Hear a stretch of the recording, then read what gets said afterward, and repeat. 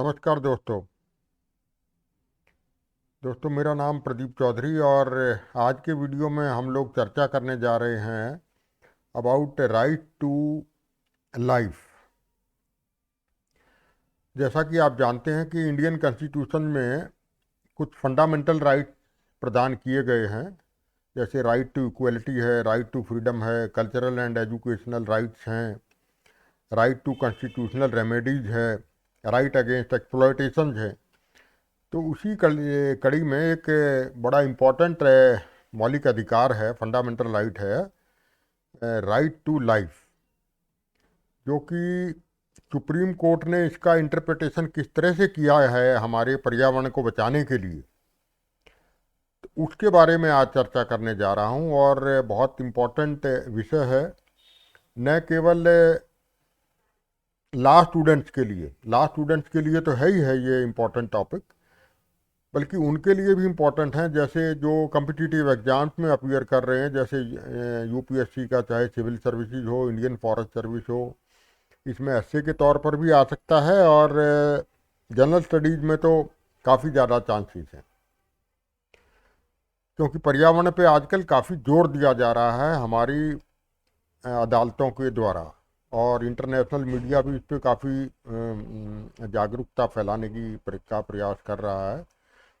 और हमारी supreme Court ने, यानी कि सुप्रीम कोर्ट ऑफ इंडिया ने और वेरियस हाई कोर्ट्स ने स्टेट्स की क्या क्या वेरियस जुडिशियल प्रोनाउंसमेंट की हैं इस क्षेत्र में, तो उसके बारे में विस्तार से चर्चा करेंगे।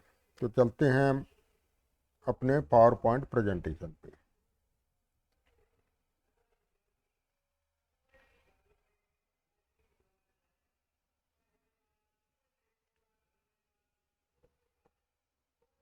तो ये आज का टॉपिक रहेगा दोस्तों, environmental law that is right to life contained in Article 21 and what are the various important court pronouncements।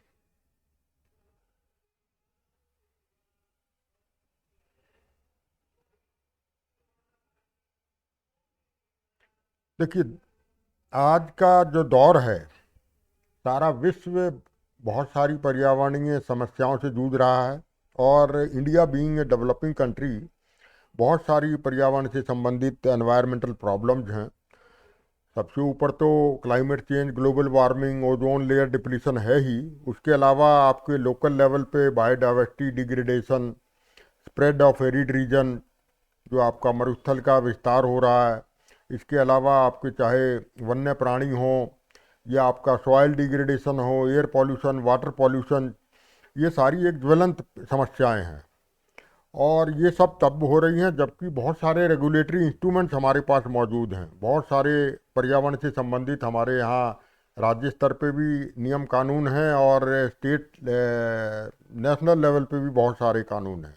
उसके बावजूद ये सब हो रहा है।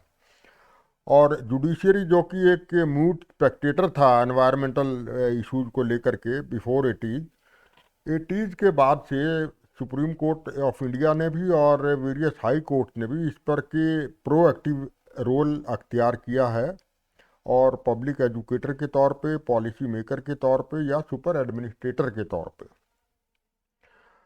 तो इसी सिलसिले में कुछ रूलिंग्स हैं honourable Supreme Court of India की, जिसमें right to life that is article 21 of constitution, उन्होंने कहा है सुप्रीम कोर्ट ने कि this right to life include the right to wholesome environment for full enjoyment of life. ये एक निचोड़ है बहुत सारी रूलिंग्स का।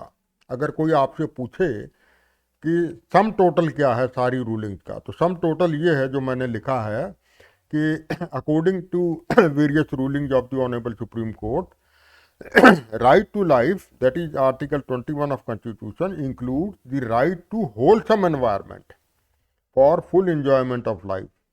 It means some unarticulated liberties have been recognized by the Supreme Court. अब यह अनआर्टिकुलेटेड लिबर्टीज का मतलब है कि कुछ अनरिटन या अनस्पोकन फ्रीडम हैं जो कि कोर्ट्स के द्वारा रिकॉग्नाइज की गई हैं। वो क्या क्या हैं वो हम आगे डिस्कस करेंगे। देखिए, आर्टिकल 21 बोलता क्या है।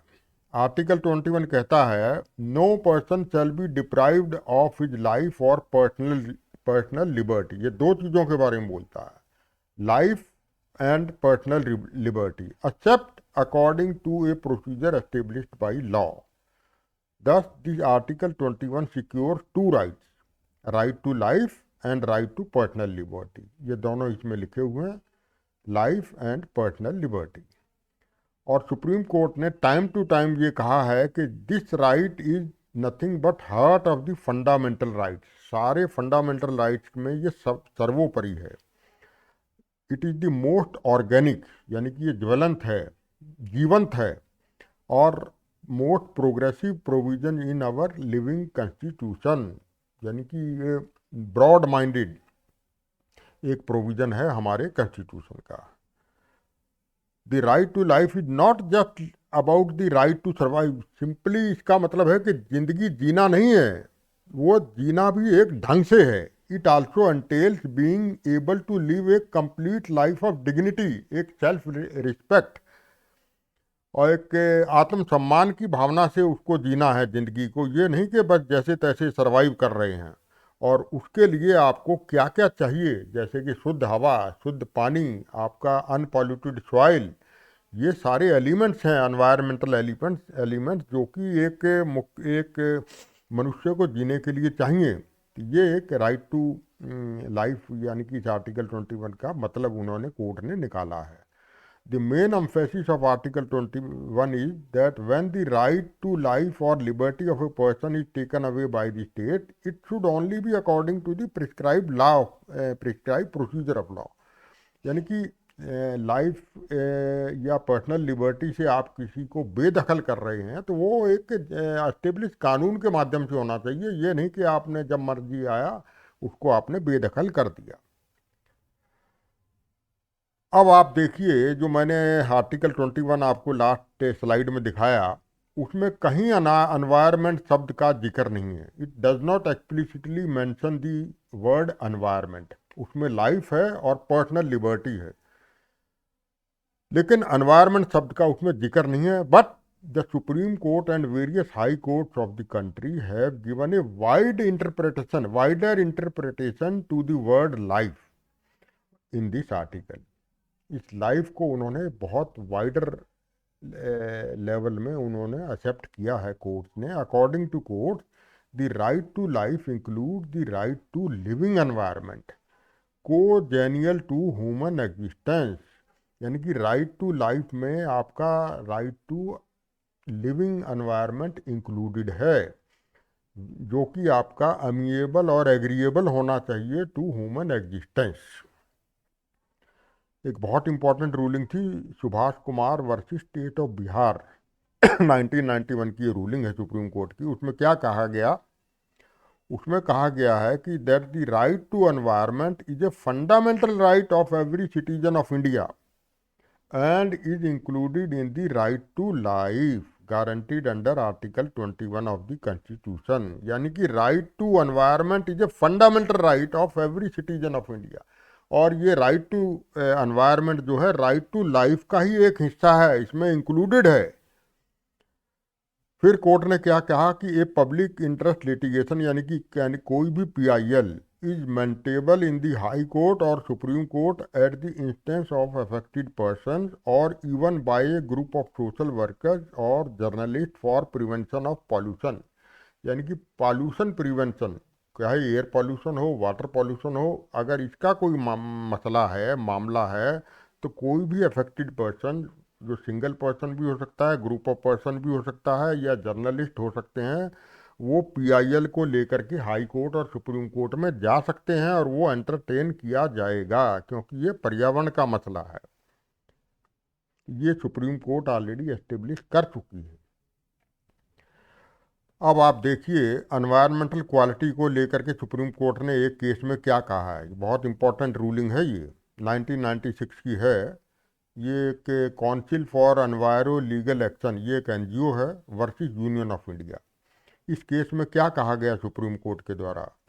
If mere enactment of laws relating to protection of environment was to ensure a clean and pollution free environment, then India would have perhaps be the least polluted country in the world. But this is not so. There are over 200 central and state statutes having some connection with environmental protection, either directly और indirectly. यानी कि सारे देश में 200 से ज़्यादा आपके केंद्रीय लेवल स्तर पे और राज्यों के स्तर पे बहुत सारे लॉज हैं जो कि एनवायरनमेंट को डील करते हैं या उससे रिलेटेड मैटर्स को डील करते हैं। लेकिन उसके बावजूद भी हमारा जो एनवायरनमेंट है वो खराब ही होता जा रहा है। द प्लेथोरा मतलब बहुतायत। The plethora of such enactment has unfortunately not resulted in preventing environmental degradation which on the contrary has increase over the years. इतने सारे नियम कानून होने के बाद भी हमारा जो पर्यावरण है वो सुधरने की बजाय डिग्रेडेशन की ओर जा रहा है। तो ये सुप्रीम कोर्ट का मानना है और ये बिल्कुल सही है। आपने भी ऑब्जर्व किया होगा कि इतने ये कानून जो हैं ये सही तरह से इम्प्लीमेंट नहीं किए जा रहे हैं, इसीलिए पर्यावरण डिग्रेडेशन जारी है। चाहे वो नदियों के पॉल्यूशन का मामला हो, झीलों के पॉल्यूशन का मामला हो, आपके अंडरग्राउंड वाटर पॉल्यूशन का मामला हो या एयर पॉल्यूशन का मामला हो। अब आते हैं कुछ केसेस पे। सुप्रीम कोर्ट ने के कुछ हम महत्वपूर्ण केसेस डिस्कस करूंगा, मैं 6 केस डिस्कस करूंगा। तो पहला केस है, यानी कि राइट टू लाइफ को लेकर के कोर्ट ने क्या कहा है। तो पहला केस है HL तिवारी वर्सेस कमला देवी, 2000 का केस है। पूरा नाम है हिंच लाल तिवारी वर्सेस कमला देवी। इसमें सुप्रीम कोर्ट ने क्या कहा,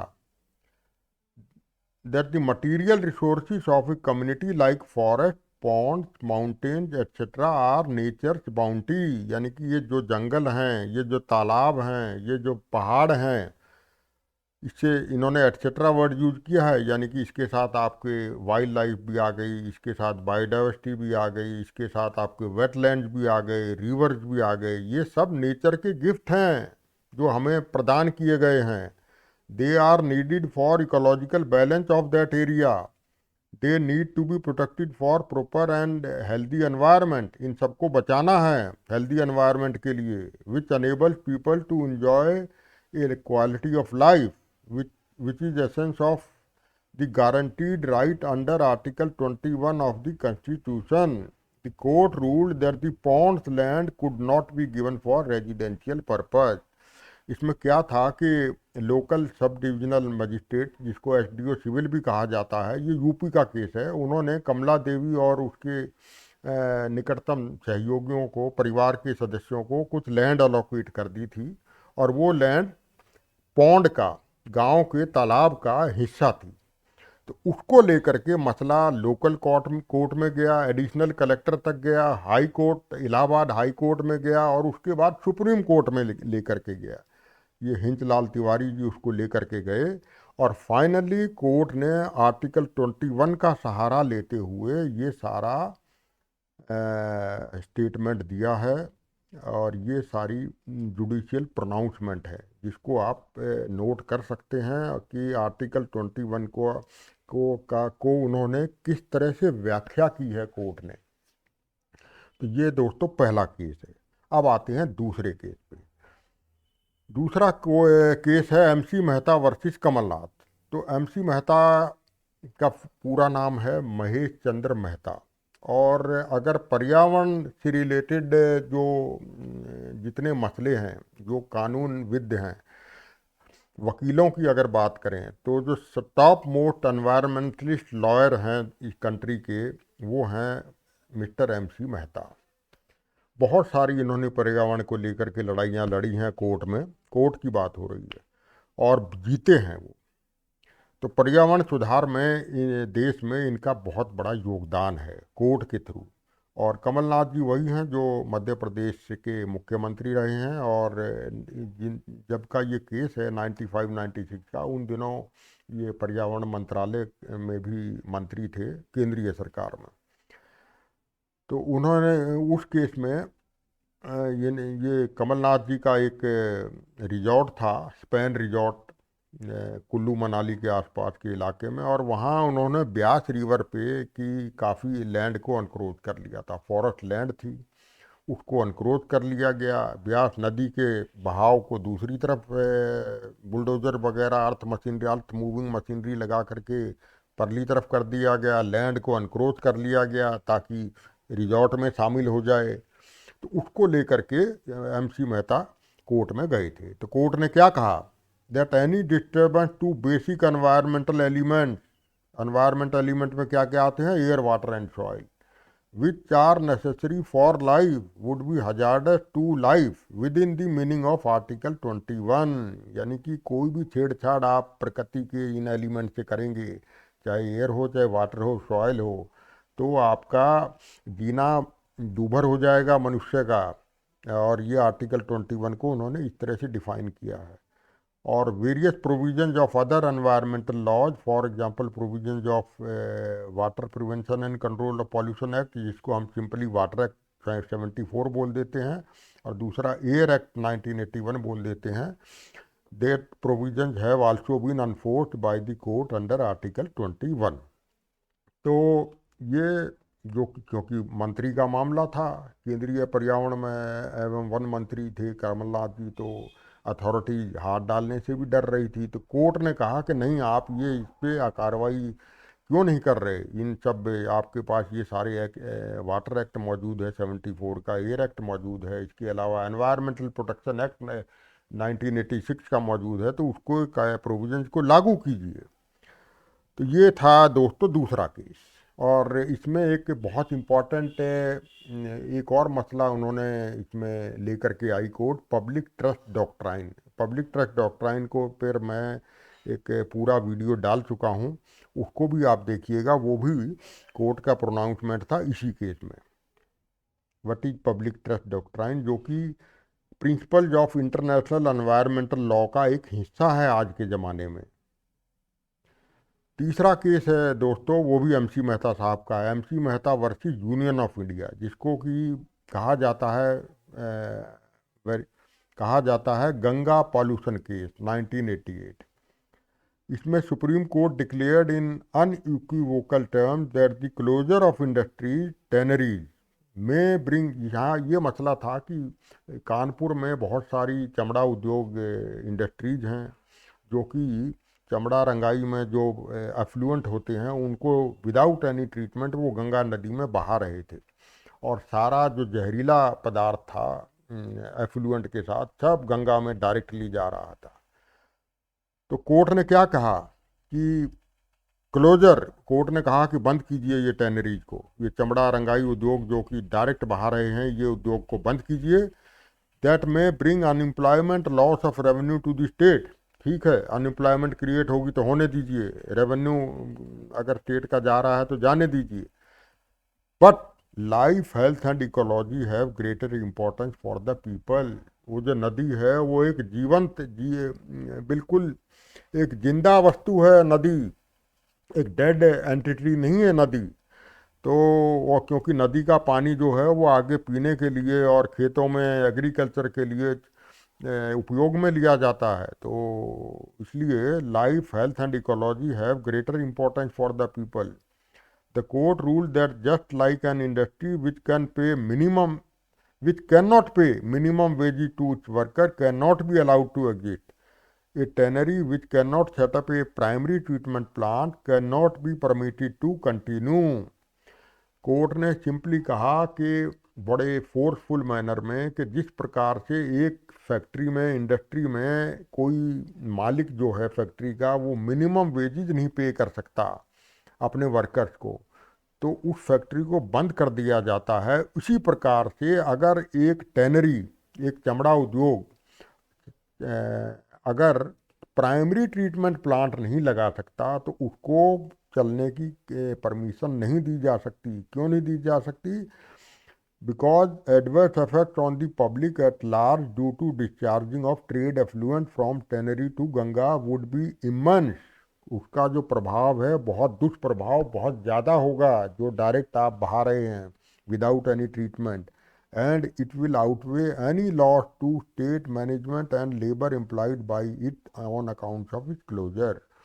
और ये जो नुकसान हो रहा है, आप जहरीला पदार्थ डायरेक्ट नदी में बहा रहे हैं विदाउट एनी ट्रीटमेंट, इस ये नुकसान इससे कहीं ज़्यादा है जो कि आपका रेवेन्यू लॉस हो रहा है या अनएम्प्लॉयमेंट जनरेट हो रहा है। तो ये नुकसान आपका कहीं ऊपर है इस नुकसान से जो पर्यावरण को नुकसान हो रहा है। तो ये तीसरा केस था दोस्तों। चौथा केस मैं डील कर रहा हूँ, ये आपका है एक एनजीओ है था, rural litigation and entitlement Kendra, RLEK। तो ये NGO versus RLEK versus state of Uttar Pradesh, ये 88 का केस है, जिसको कि कहा जाता है very famous, popularly this case is known as Dehradun lime quarrying case. It is the first case of this kind in India involving issues related to environment and ecological balance। इस Dehradun lime quarrying case में क्या है, मोटा मोटा सार में मैं बता देता हूँ। ये जब देहरादून से मसूरी की तरफ हम लोग जाते हैं तो उस समय उन दिनों 87-88 में, और उससे पहले भी लगभग 10 साल से ये मामला चल रहा था, बहुत सारी लाइम क्वेरी थी वहाँ, लाइम माइंस कह लीजिए, क्वेरी कह लीजिए, और बहुत सारा लाइम निकाला जा रहा था ब्लास्टिंग कर करके, और इलीगल तरीके से निकाला जा रहा था, और बहुत एयर पॉल्यूशन भी हो रहा था। इसके अलावा आपका ऊपर में लाइम आपका निकाला जा रहा है, वो सब जो कुछ पत्थर नीचे आ रहे थे, वो खेतों में गिर रहे थे, लोगों के घरों पे गिर रहे थे, उनके पशु मर रहे थे, और एयर पोल्यूशन तो हो ही रहा था, वही नदियों में जा रहे थे, स्ट्रीम्स में जा रहे थे, उनको चोक कर रहे थे, तो water pollution was also there. तो इस मुद्दे को लेकर के ये जो RLEK है एंड अदर्स, ये इन्होंने एक चिट्ठी लिखी, they wrote a letter to Supreme Court and they complained about the illegal and unauthorized mining in the Mussoorie Dehradun belt. As a result, the ecology of the surrounding area was adversely affected and it led to environmental disorder. हर तरह का environmental disorder was there। तो ये एक इन्होंने letter डाला NGO ने, RLEK ने, supreme court को, और सुप्रीम कोर्ट ने इस लेटर को as a writ petition under article 32 of the constitution treat किया। देखिए आर्टिकल 32 क्या कहता है। Article 32 is nothing but right to constitutional remedies, और राइट टू कॉन्स्टिट्यूशनल रेमेडीज में पर्यावरण के मुद्दे को लेकर के कोई भी अफेक्टेड पार्टी सुप्रीम कोर्ट में डायरेक्टली जा सकती है। तो सुप्रीम कोर्ट ने इस लेटर को अंडर आर्टिकल 32 ट्रीट किया, और उन्होंने फिर रिस्पोंडेंट को बुलाया, जो वहाँ जो बड़ी पावरफुल लॉबी थी जो माइनिंग कर रहे थे। तो उन्होंने उनके वकीलों ने कहा कि ये तो बहुत पुराना मुद्दा है, और writ petition was registered in 1983। ये तो हाई कोर्ट ने भी इनका मामला रिजेक्ट हो चुका है। हाई कोर्ट ने कुछ पैसे वैसों का चक्कर होगा कि उन्होंने किस तरह से कह दिया कि नहीं, ये माइनिंग बिल्कुल जारी रह सकती है। अब क्या कंसीडरेशन रही होंगी मैं इस डिटेल में नहीं जा रहा। तो उसके बाद इस NGO ने सुप्रीम कोर्ट में लिखा। तो जो पावरफुल लॉबी थी माइन ओनर्स की, उन्होंने कहा कि ये तो बड़ा पुराना 83 में फैसला हुआ था, और एनवायरमेंटल प्रोटेक्शन एक्ट जो है वो तो 1986 में आया है, तो बैक डेट से तो एनवायरमेंटल प्रोटेक्शन एक्ट नहीं लग सकता है। इसके provision, this criminal proceedings can not be initiated with retrospective effect.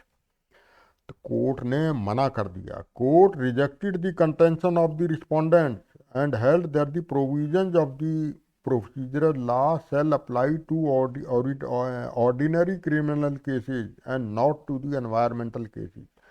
Court ने कहा कि ये पर्यावरण से संबंधित मुद्दा है, और बिल्कुल 1986 का जो एनवायरमेंटल प्रोटेक्शन एक्ट है उसके प्रोविजन इस पर बिल्कुल लगेंगे। ये ऑर्डिनरी प्रोसीजरल लॉ नहीं है, ऑर्डिनरी क्रिमिनल केस, बिल्कुल इस पे लगेंगे। और उन्होंने, कोर्ट ने सेंट्रल और स्टेट गवर्नमेंट्स को डायरेक्ट किया to take necessary steps to prevent illegal mining and to go for reforestation in the area of the mining. इनको बंद कीजिए और इसको एरिया को फिर से हरा भरा कीजिए, पेड़ पौधे लगाइए। तो इसका सार ये था दोस्तों। जो नेटसल में अगर कहें कि इस Dehradun lime quarrying stone quarrying case का अगर सार क्या था कोर्ट का फैसले का, तो वो ये था, the court has made it clear in that, court ने क्या कहा, that the economic growth can not be achieved at the cost of environmental destruction. Economic growth जरूरी है कंट्री के लिए, लेकिन not at the cost of environmental destruction and people's right to healthy environment. इसके healthy environment और environmental destruction के नाम पे इकोनॉमिक ग्रोथ नहीं होगी। In this case the court has interpreted article 21 to include the right to live in a healthy environment with minimum disturbance of ecological balance. तो court ने इसमें article 21 में क्या इंक्लूड किया, इसमें हेल्दी एनवायरनमेंट को भी इंक्लूड किया और minimum disturbance to ecological balance. जो आसपास का जो आपका एक पेड़ पौधे हैं या साफ़ सुथरी नदियां हैं, स्ट्रीम्स हैं, उनको आप डिस्टर्ब नहीं कर सकते, एयर पोल्यूशन भी नहीं कर सकते। And without avoidable hazard to them and to their cattle house and agricultural land and undue affection of air water and environment. तो इससे आपको क्लियर हो गया होगा कि आर्टिकल 21 को उसने एनवायरनमेंट और इकोलॉजिकल बैलेंस से जोड़ दिया, जिसमें कि सारे लोकल एरिया की इकोलॉजी और एनवायरनमेंट को शामिल कर लिया गया। नेक्स्ट केस मैं डील करूंगा दोस्तों, बड़ा फेमस है, वो भी एमसी मेहता साहब से रिलेटेड है। MC Mehta versus union of India 1987 में ये डिसाइड हुआ था। That is called oleum gas leak case.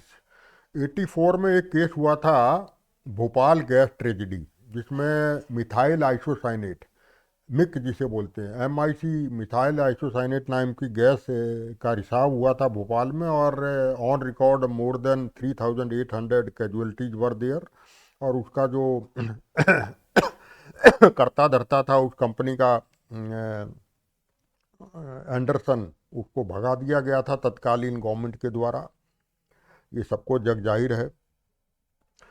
और ये केस जो हुआ था उसके भोपाल ट्रेजेडी के जस्ट एक साल बाद 85 में हुआ था, दिसंबर 85 में। तो भोपाल ट्रेजेडी की यादें उस समय बिल्कुल ताज़ा थी देश को। तो उस केस में ये दिल्ली का केस था, ये ओलियम गैस लीक केस, और Shri Ram Food and Fertilisers Limited, ये वहाँ पे फर्म थी दिल्ली के एक बड़े कंजेस्टेड एरिया में ये फैक्ट्री चल रही थी, और वहाँ से ये ओलियम गैस का रिसाव हो गया था। इसमें एक वकील की डेथ हो गई थी और काफ़ी लोग उसमें सांस लेने की दिक्कत भी उनको हो गई थी। तो the Supreme Court treated the right to live in pollution free environment as a part of fundamental right to life under article 21 of the constitution. तो सुप्रीम कोर्ट ने अपने रूलिंग में ये कहा कि right to live in pollution free environment ये एक right to life का ही एक हिस्सा है। और सुप्रीम कोर्ट ने और क्या कहा, the court observe that the hazardous industry, क्योंकि ये oleum gas leakage hazardous industry का मामला था, that these hazardous industries contributed to people's economic development advancement. ठीक है, देश के इकोनॉमिक डेवलपमेंट में ये ज़रूरी हैं। क्यों ज़रूरी है, जैसे कि इस इंडस्ट्री में प्रोड्यूस क्या हो रहा था, क्लोरीन प्रोड्यूस हो रही थी। These produce chlorine which help in water disinfection. Chlorine के बहुत सारे उपयोग हैं, जिसमें पीने के पानी को भी शुद्ध किया जाता है। और इसके अलावा these industries also support employment of people, no doubt in it, but these factories should be shifted to less polluted area so that they would not pose a threat to human life.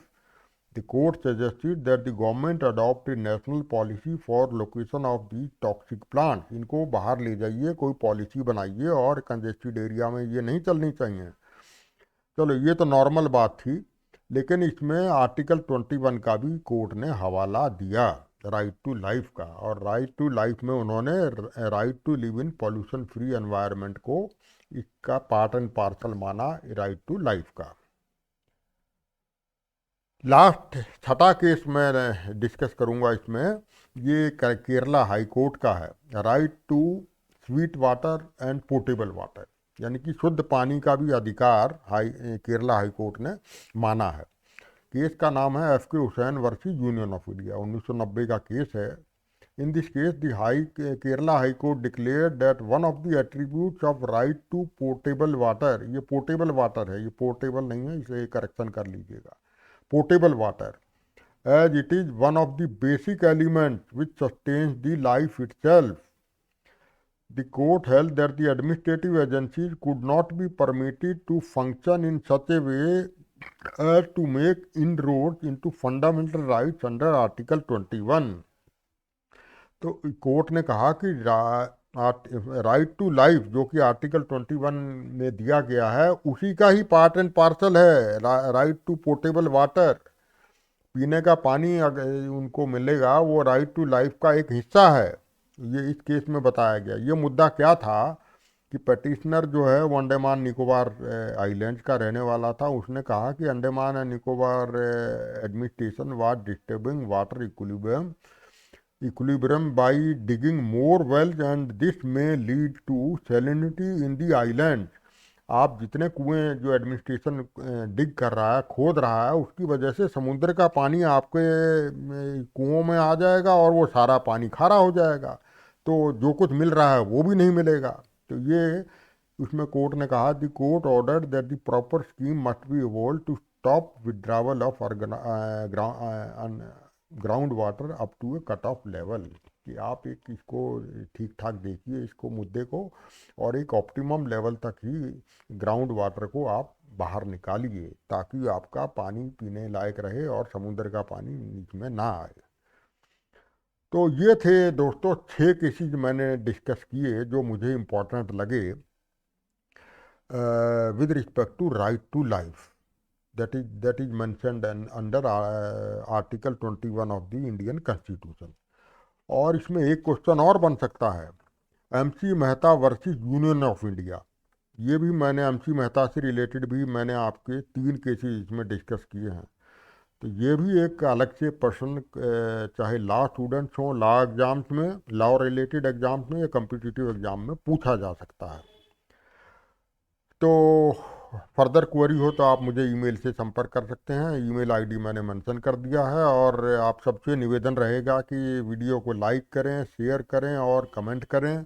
और यदि आपने मेरा YouTube channel subscribe नहीं किया है तो इसको subscribe ज़रूर करें, क्योंकि भविष्य में भी इस प्रकार के वीडियो मैं डालता रहूँगा और समय समय पर डालता रहता हूँ, just for the benefit of the students who are preparing for competitive exams as well as for law exam। तो दोस्तों ये एक फ्री ऑफ कॉस्ट वेंचर है और चैनल्स की तरह यहाँ कोई आपकी फीस नहीं है, कुछ नहीं है, nothing. It is just a free of cost noble gesture from my side to the candidates who are appearing for various kind of exam. तो आज की वीडियो में इतना ही, फिर कभी मिलेंगे नए मुद्दे के साथ। नमस्कार।